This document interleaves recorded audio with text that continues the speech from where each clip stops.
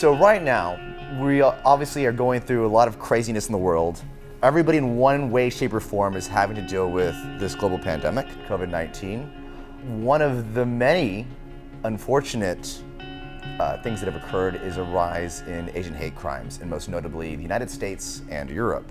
Do you have any ideas on how to remedy this problem?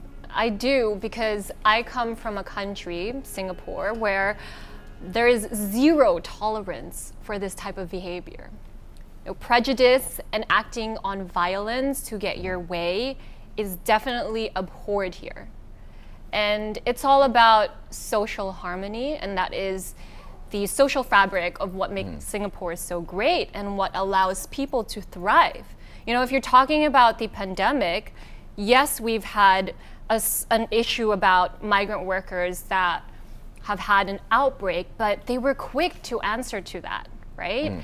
And they were also quick to tell people that we all have to respect each other given the circumstances, and we should abide by certain strict rules. Yes, albeit strict and we don't have as much freedom as we once used to, but this is an anomaly. So I think it boils down to really having the upper governance project a certain image of respect and to try and zero in on the perpetrators and give them a really intense sentence to send out the message that what they're doing is not okay. I think it's very difficult in certain countries to be able to do that, I understand, but it really starts from the leaders, from the top. Okay, so I'm going to play devil's advocate and say, what if you weren't in Singapore? What if you were in the US and you were one of these leaders, or Europe? What would you say? I think it's all about having a conversation, as much visibility as possible. And what's really nice about social media nowadays is, you know, it's a two-edged sword. Yes, there's a lot of hate going on, but you can use your platform to send out a stronger message, something that allows people to stand by each other and make you feel less alone. And I would say if I was a leader in the US or Europe, I would use that platform to say that this is not okay. This is a zero tolerance policy, and that we should be able to have certain rules that would protect people and tell them that this is not all right. You know, we need to persecute people when they act out on violence and cause harm to others from no act of their own as a victim, but to feel unsafe in your own land is not okay.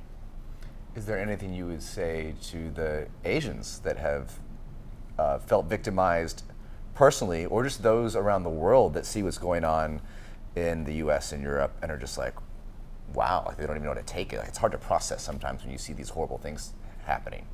To the people that were victimized, I know this is a very obvious thing to say, but it is not on you. You were strong, you were independent, you are resilient. And I know that there are a lot of factors outside of your control at the moment, but to be able to love yourself fully, to claim your own true identity and not try and downplay that or water it down in order for you to assimilate into a culture better, I think that speaks volumes for the next generation. Because at the end of the day, we need representation. And I know you are a minority in these countries, but you should shine even brighter given the circumstances. And I hope you know that you have a lot of people in rally and in support of you. And if there's anything that you might need, please just send me a DM. Like, I'll be there for you as a friend. I think at the end of the day, it's all about the community that you have. So please find a community that's gonna support you and be there for you in time of need.